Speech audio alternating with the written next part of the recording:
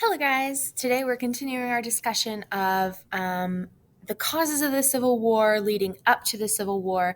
We're not going to dive into battles or anything like that today. We're just going to look at what's going on in society and politics and the economy during the actual Civil War and how that kind of changes the course of the Civil War. Okay? So, Lincoln was inaugurated March 4th, 1861. And before he was even inaugurated, most of the South had already seceded, starting with South Carolina. So, in his inaugural speech in March, he vowed that his job was to preserve the Union, reunite the nation. Okay. He claims that he's going to attempt to hold, occupy, and possess federal property in the South. And he says basically the South has illegally separated. They're not actually separate from us. They are still part of us. We just have to bring them back in. He's kind of ambiguous on how he's going to do so because he knows that if he were to mention the prospect of outlawing slavery or doing anything with slavery in general, he's going to lose support from the border states because the border states were slave states that did not join the Confederacy. States like Kentucky, Missouri, Maryland, and Delaware, and eventually West Virginia. Okay? So the lower South sees this speech as a declaration of war. That you're going to hold, occupy, and possess. Those sound like fighting words. But the border South is pleased because he makes no mention of slavery. Okay. He gets to work pretty quickly assembling one of the most effective presidential cabinets in U.S. history. We have William H. Seward as Secretary of State. And remember, the Secretary of State's job is to deal with foreign nations, and the Confederacy is a foreign nation now. So everything is kind of tinged towards how are we going to handle the Confederates seceding from the Union. Okay. We have Salmon P. Chase, who's the Treasury Secretary. He was a leading abolitionist. So the fact that Lincoln is appointing an abolitionist to his cabinet does say something. Eventually, he will be Chief Justice of the Supreme Court. And then Edwin M. Stanton, who is a war Democrat. Okay. So he's not a Republican. He's not in Lincoln's party. And he is appointed the Secretary of War. So this cabinet frequently feuds about how to handle the war, especially with Edwin Stanton on it because he's kind of a loudmouth. But they are effective in getting things done, and especially in lobbying Congress to get the 13th, 14th, and 15th Amendments passed, which we'll talk about later. Oh, there's Edwin M. Stanton. That's my favorite picture of him ever. He just is like, why did I get into this job? All right, so looking at how Lincoln is as a leader, he's very able, but Lincoln is an interesting man in that even though he's super tall, 6'3", I believe, and kind of like commanding looking, he just doesn't have that type of leadership. He's a quiet, soft-spoken man. He tells really long, rambling stories. He makes horrible jokes. But he is good. He develops this genius for interpreting public opinion and what the public wants. And his whole idea is charitableness towards the South, patience towards these people who felt like they have been wronged. Let's bring them back into the country and fix things. And that's kind of the way he goes about this. And how he ended up winning the presidency against all odds was that he avoided the issue of slavery. Okay. If he was pro-slavery, he would have half the nation against him. If he was anti-slavery, he would have half the nation against him. So he just kind of avoided it in debates when leading up to the presidency, and that's how he was able to win. So the attack on Fort Sumter actually begins a civil war. And I've actually been to Fort Sumter. You can visit. There it is in the bottom right corner. It's a very interesting place, and they've got a cool museum. So it's located in Charleston Harbor in South Carolina. It's one of the last remaining Union strongholds in the South. So the day after his inauguration, March 5th, Lincoln was notified by a major at Fort Sumter that they are running out of supplies, and that the fort would run out and we'd have to surrender.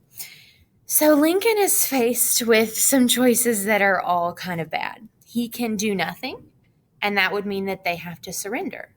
And then everything he said in his inaugural speech the day before, hold, occupy, possess, is gone, and he's kind of seen as a weakling. He could send reinforcements, which would surely lead to an armed clash, right? If we send in guns and ammo and food and more soldiers, it's going to look like they're arming Fort Sumter. So essentially, he kind of does the middle option. He notifies South Carolina that an expedition to provision the garrison is being sent, but not to reinforce it. There are no new soldiers. There's no weaponry that is non-essential.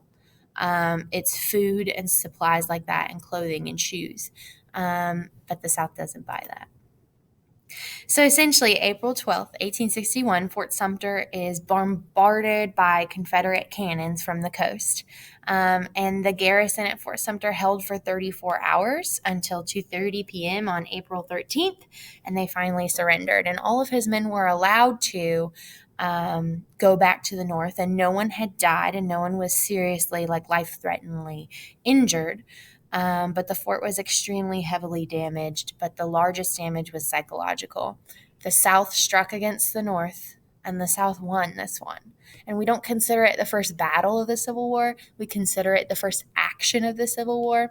And the South rallies behind this cause and is able to build up a pretty effective Confederate military because of Fort Sumter. And the North just feels defeated. So the South is seen as the aggressor here, not the North, but both sides start arming.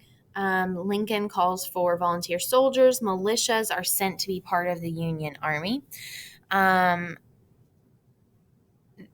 Essentially, Lincoln's strategy had paid off, and that he wasn't seen as the starter, as the aggressor. But both sides still have to arm up, okay? Lincoln calls for volunteers. The South has militias built up. More states secede from the Union: Virginia, Arkansas, Tennessee, and North Carolina after this. And now both sides are getting ready to wage war. We do have the issue of the border states. I like to think of them as like children caught in the middle of their parents arguing. So Kentucky, Missouri, Delaware, Maryland, and eventually West Virginia will join will be part of the Union as slave states. So that's what makes them very unique. And the reason that these slave states often or did side with the Union was that they didn't have the conviction for slavery that the South had, because slavery was just less harsh and they were less dependent on it in the border states. They also have a large swath of mountains in these states, like think Kentucky and West Virginia, and even parts of Delaware and Maryland have the Appalachian Mountains in them. And those mountain whites, as they're called in your textbook, don't own slaves and aren't partial to slavery. They don't really care about it in that sense, and they feel sort of like they are connected to the North in a way. So the war for slavery, I mean, the Civil War is about slavery. That's it. I mean, there are things mixed in like states' rights and failed political compromises, but it's all about slavery. The war starts with slavery on both sides. And especially in these border states like Kentucky, you have families that are split in half along this political divide, where some sons in families fight for the Union and some sons fight for the Confederacy, and they meet each other on the battlefield and they kill each other, all over the issue of slavery. And you can hear people say it's not about slavery, it's about states' rights. That's wrong. It was all about the keeping of an economic system that enslaved people for free labor. And that was the conviction of the South. And honestly, that was the conviction of some people in the North. They just wanted to unite the country again. And one of my favorite Lincoln quotes is right here. He said, "I hope to have God on my side, but I must have Kentucky." Kentucky is where he is from. All right, so how does Lincoln keep these border states during such tumultuous political times? He has to keep the border states in mind when making public statements or when enacting laws. So he declares at all times The war is not about slavery. The war is about uniting the nation, preserving the Union, keeping us together. Okay. He declared that the North is not fighting to free the slaves. And in the beginning, that was the truth. That was the purpose. Towards the middle of the war, it changes, and the goal is then to free slaves. But in the beginning, it's just to unite everything again. Okay. An anti-slavery declaration would have driven those border states to the South. However, abolitionists in the North, radical abolitionists in the North, see Lincoln as a sellout. Are you kidding me? We elected you because we thought you were going to fight against slavery. And now you're saying it's not about slavery. It's totally about slavery. So that's kind of, he's in this weird, murky water where he has to navigate both political divisions in the North, in the Union, because there are slave states in the Union. To kind of keep control of those border states, he does declare martial law in Maryland. And remember, part of Washington, D.C. is like nestled in this Maryland, Virginia area. So he kind of enacts this. The military is in charge at all times. The Union Army is in charge at all times. He also sends troops to parts of these border states to keep the peace and avoid these mini civil wars happening between North and South people in the same state. Here's a quote by Lincoln. My paramount object, let me start over. My paramount object is to save the Union, is not either to save or destroy slavery. If I could save the Union without freeing any slave, I would do it. If I could save it by freeing all the slaves, I would do it. If I could save it by freeing some and leaving others alone, I would also do that. So at the beginning of the war, his war aim is not to end slavery. It is to get the country back together and bring the Confederacy back in. Okay? So let's take a look at the North and the South, Union and Confederacy, and what advantages and disadvantages they have at the outset of the war. Outset means beginning. So Confederate assets here are advantages. They only have to fight defensively behind their lines. They only have to tie or stalemate, right? They don't have to go into the North and take land. They just have to defend. So really, they don't even have to win. They just have to hold their ground. They needed fewer troops to do that. The North, they have to come down, invade, conquer, occupy, and forcibly force them back into the country. So the North has a larger task at hand. The South has that home field advantage then because they just got to hunker down and stay here and win. And in their minds, remember those debates of slavery, the mudsill theory by Hammond, and the Christianity theory by Dew. They thought that slavery was morally just. They thought they had the moral high ground. They said, God defends slavery in the Bible. They said someone has to be poor in the world, so it might as well be enslaved people. They think they're fighting for states' rights. Oh, the federal government can't do that to us. They think they're fighting for self-government. In their minds, they're fighting this just revolutionary war against the federal government, the Union federal government. They're not. They're fighting for slavery. And even in the state constitutions that you read, the Confederate state constitution and the Confederacy constitution as a whole mentions slavery, and slavery being the pillar on which they will die on, the hill on which they'll die on. So even though they put up this front of we're fighting a revolutionary war for states' rights and for against the tyranny of the federal government, it's about slavery. They do have in their corner very talented military officers. Robert E. Lee is one of the greatest military leaders in American history. He is from Virginia. He does oppose slavery. Before the Civil War, he speaks out against secession. He says we have to keep the country together. He's not a slave owner. Lincoln actually, before all the states seceded, before the war broke out, Lincoln called Lee to Washington, D.C. and offered him command of the Union Army. But Lee was from Virginia, and he said, I have to stay with my native Virginia. After Virginia seceded, Lee declined Lincoln's offer and thus was offered a position in the Confederate Army and took it. And then we have Thomas Stonewall Jackson. He's Lee's chief lieutenant and a good cavalry officer, and the South just wins when it comes to military officers. Okay? And then we get this weird advantage of Southerners being farmers. And there are these men that volunteer for this cause, and they're like fighting men, and they're very self-confident, and many of them are accustomed to a hard life and the management of horses and the bearing of arms and hunting, and they made excellent soldiers in that way, unlike some of the northern laborers. Okay, let's look at how the Confederacy was disadvantaged. They didn't have a lot of industry. And that was a crucial disadvantage. They were primarily agrarian. They had those big plantations and mid-sized and small farms, okay? They will end up, because of that, having severe shortages of shoes and uniforms and blankets and even food. Their transportation is not great, and it starts to break down. They didn't have the railway system that the North was building. They didn't have the capacity to build that railway system. When the North finally invades the South and starts destroying their railroads, they don't have the capacity to build them back. And to the South's chagrin, the foreign aid just never comes. The South was definitely courting Britain and France and saying, why don't you join in on our side? You need our cotton, right? And they just don't join in. And the rest of the world just watches the Civil War rage on without much involvement. And the South really needed help. All right, let's look at the North. The North has a population of 22 million, and they're continuing to get immigrants, close to 1 million during the Civil War. And immigrants will join the Army because it's a paycheck. And so the South only has 9 million and 3.5 million slaves that don't really fight. So we've got a population of 22 million versus 9 million, tons of immigrants pouring in the South. It's pouring into the North, none pouring into the South. The North has most of the nation's wealth, almost all of its manufacturing, superiority in manufacturing, finance, shipping, banking, all of those things. The North has 3/4 of the nation's railroads, and they have the industrial capacity to repair railroads if the South invades and tears them up, which they do.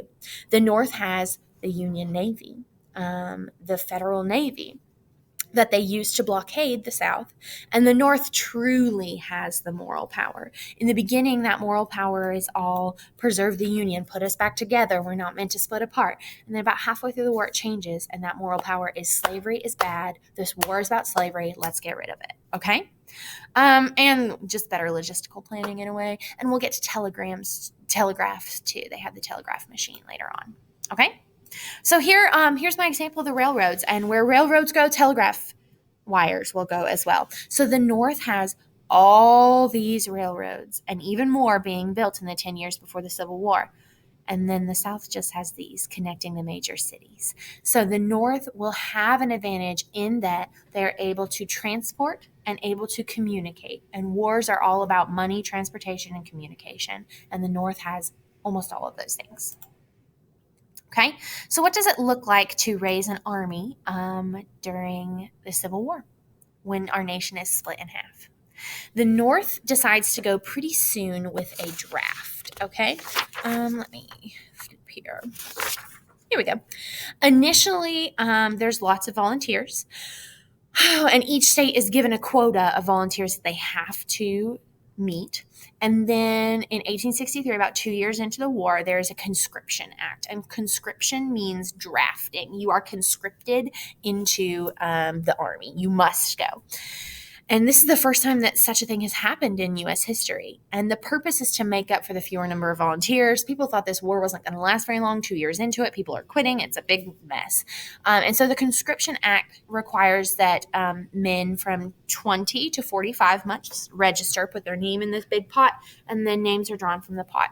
To dodge the draft, dodge means it's just like a colloquial term that means you're not going to go when you're drafted. You could actually pay someone to go in your place, or you could pay an exemption for $300. So rich men don't end up fighting this war. As with all wars, almost all the time, it's a poor man's war. Rich man's fight, poor man's war, okay? So that's the northern draft. The southern draft starts earlier. The South initially relied on volunteers, and people volunteered. Many men volunteered. But they start conscripting men between 17 and 50, even a larger age gap because they need more men. They have less men to begin with in the South. Again, the rich men could hire substitutes or purchase exemptions. Mountain whites just refused to enlist. They didn't show up. No one went into the holler to find them. And the Northern draft will be a lot more successful. There's a lot of pushback against all drafts, but the Northern draft will be more successful. Okay, when it came to African American soldiers fighting, about 180,000 African American soldiers served in Union armies. That's about 10% of the total Union military.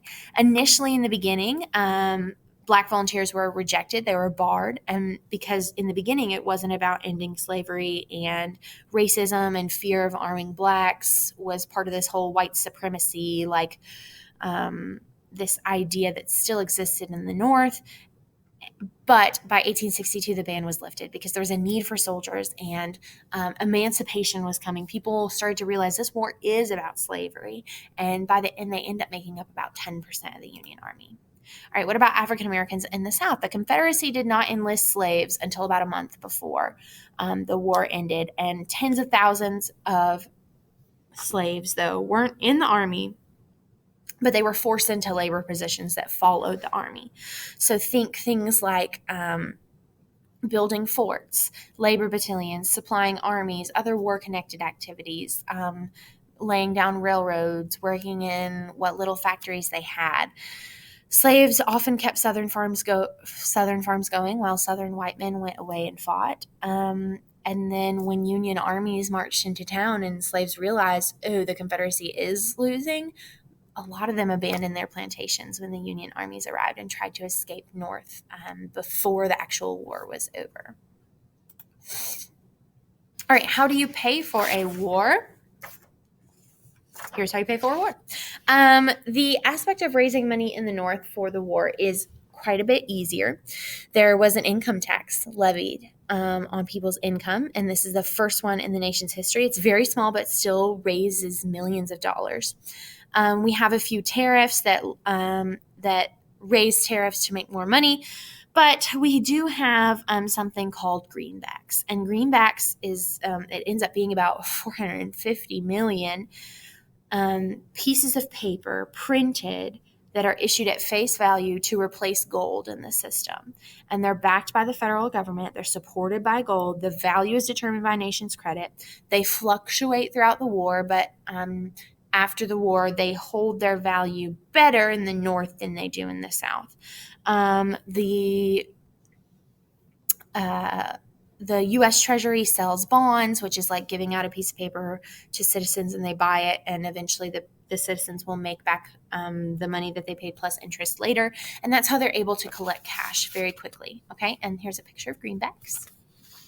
All right, the South doesn't do so well.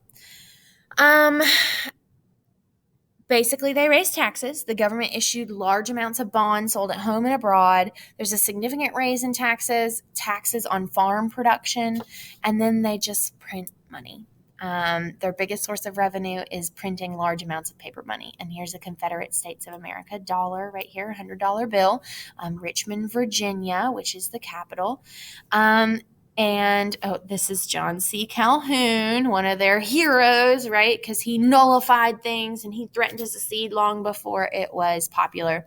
And look at their money, y'all. It's got slaves working in the fields on their money. If anyone ever tells you the Civil War was not about slavery, please show them this picture. Because literally on their money, they printed slaves. What is important to you? Slaves, okay?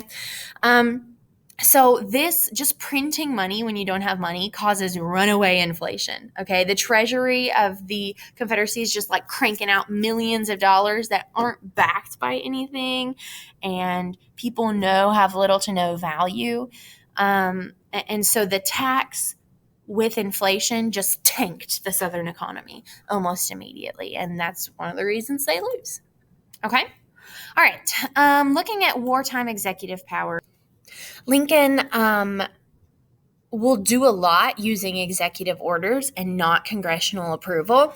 He enacts a Southern blockade. He increases the size of the Army and Navy. He extends volunteer service time from 3 months to 3 years for military volunteers.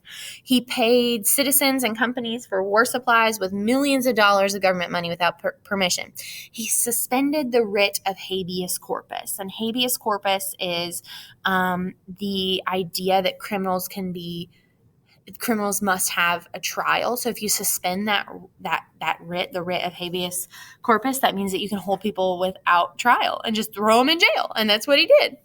He ignored the Supreme Court Chief Justice Roger Taney when he said, "You got to let those people go. You didn't give them a fair trial, Lincoln." He arranged for supervised voting in the border states, which is one of my favorite things ever. So in the Senate and representative elections that went on during this time period, he allowed military guards to be present at ballot boxes to kind of like intimidate them. And back in the day, voters would like you'd walk up to the voting table and there'd be two ballots and they'd be different colors. And the different colors represented different parties. And you'd pick up your ballot and write your name on it and go put it in a box across the room so people could see who you were voting for. Lincoln puts soldiers there at the ballots to kind of intimidate you into voting for the Republicans, okay, in the border states. He suspended some anti-war newspapers, like quashed freedom of the press, imprisoned editors. He outlawed slavery with the Emancipation Proclamation. No congressional approval there, even though that conflicted with the Dred Scott decision and the Compromise of 1850 and all of those things. How was he able to get away with this giant list of executive orders that I just told you? Because for the greater good of preserving the Union and then ending slavery, he kind of bends the Constitution and suspended civil liberties. And how is this permitted? Isn't that in violation of checks and balances? Yes. But people are like, this is war, friends. Okay. It was generally understood by the public as well as government offices that these things were temporary, and that he was sidestepping the Constitution only for a short amount of time in order to win the war. So Congress generally accepted and approved Lincoln's ideas and executive orders. The suspension of liberties wasn't unheard of either, and not the worst in American history to date. The Supreme Court also upheld a lot of his decisions because they're like, this is war. We got to do something. And that's something that we don't see in today's political climate. It's 2020 right now. It's December 2020, where this idea of I'm an American, I have freedoms, people aren't willing to give that up to fight the coronavirus pandemic. People aren't willing to give up their right to go to a restaurant or right to privacy and not be contacted by contact tracers and stuff like that. People aren't doing what they did in the Civil War to win the battle here. And that's how these executive orders they weren't ignored. Some people fought against them, but most people were like, we got to do it to win the war. And people nowadays just, in my opinion, and I think it's true, aren't willing to give up those things to fight this war that we're in against the coronavirus pandemic. I don't know. Maybe you don't think that, but that is what historically we see happening that has not happened before. Okay. All right. Sorry, I divulged. So keep all these things in mind. We're going to talk about Civil War battles next lecture.